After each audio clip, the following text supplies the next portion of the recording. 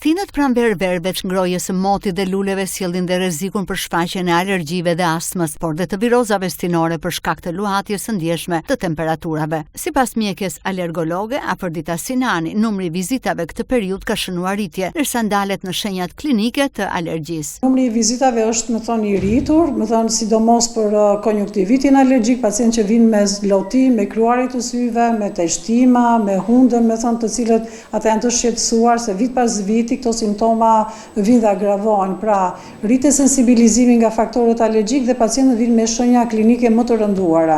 Dhe qëllimi jonë është që pacienti të diagnostikohet në kohën e dur, pra diagnostikimi përfshin përveç shenjave klinike që ka pacienti dhe ekzaminimet që mund të bëjë ai.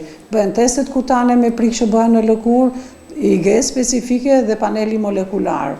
Përveç këtyre, ai duhet dhe të trajtohet, pas diagnostikimit është të marrë terapinë e dur, që mendoj që duhet të jenë antihistaminikët, kortizonikët lokal në hund dhe sprajt në rrugët e frymarrjes. Po cilat janë moshat e prekura më shumë? Sipas mjekes Sinani, alergjia nuk ka kufi moshe, ndërsa kategoritë më të përfshira janë nga 14 deri në 45 vjeç dhe rastet sipas saj janë si pacient për herë të parë, ashtu dhe rastet kronike. Alergjia nuk ka kufi moshe, prek që nga moshat pediatrike deri në moshat e rritura.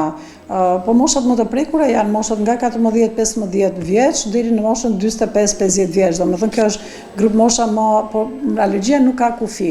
Fillon që në moshat e vogla të pediatrike, brenda vitit të parë mund të fillojnë alergjit, qoftë nga ushqimet, qoftë edhe nga alergjia nga kafshët shtëpiake, nga masja, nga qeni, nga pluri i shtëpisë, janë alergenët që janë prezent me njeriu, që bashkëjetojnë me ato.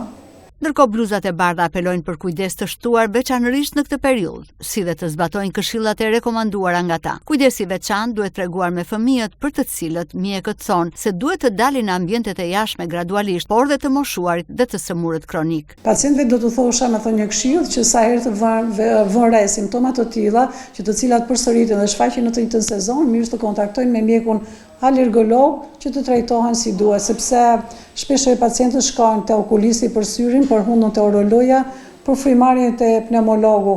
Pra, alergjia është një rrugë, pra ajo është një sëmundje sistemike e përgjithshme që prek disa organe, pra prek syrin, prek hundën, prek rrugët e poshtme të frymarrjes, edhe lëkurën, Pra shfaqen disa forma, në formën e syrit alergjik ose konjunktivitit alergjik, rinitit alergjik, astmës bronkiale dhe një lloj urtikarje, ose dermatit, nga kontakti në lëkurë. Prandaj ata duhet të kontaktojnë që të trajtohen me terapinë e dur dhe në kohën e dur. Shkaktarët e alergjisë mbeten alergentët e ndryshëm, duke filluar nga polenet e luleve, parazitoza të ndryshme, substanca kimike që ndotin ambientin, detergjentet, pajisjet kozmetike, si dhe produkte nga kafshët shtëpiake. Ndërkohë bluzat e bardha vënë theksin edhe tek trajtimi i kësaj sëmundje, pasi sipas tyre mund të rishfaqet nëse nuk është bërë kurimi i plot.